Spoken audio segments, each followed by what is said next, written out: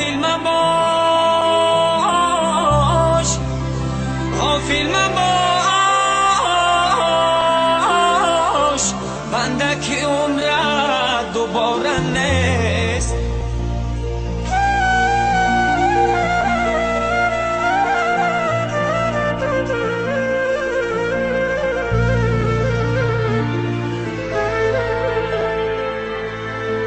ذکر خدا،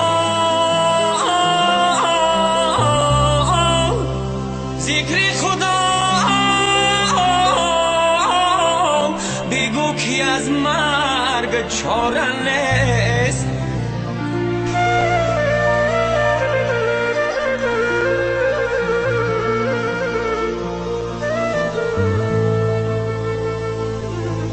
در زندگی،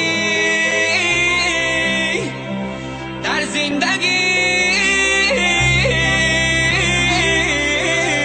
بکش که فرصت غنیمت است، زیرا که روزی مرگ با کس آشکار نیست.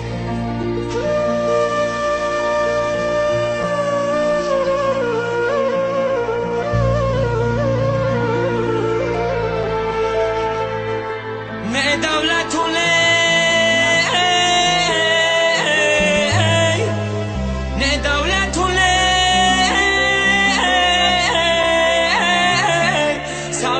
من برخواهم، حال زبرون نخرم و گوهر خواهم.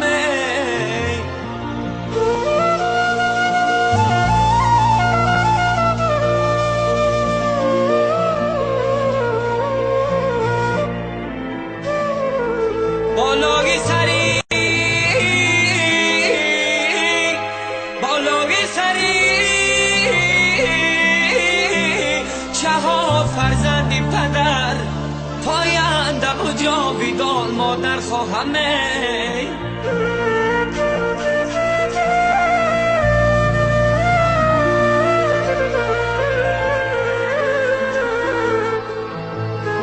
بالای سری،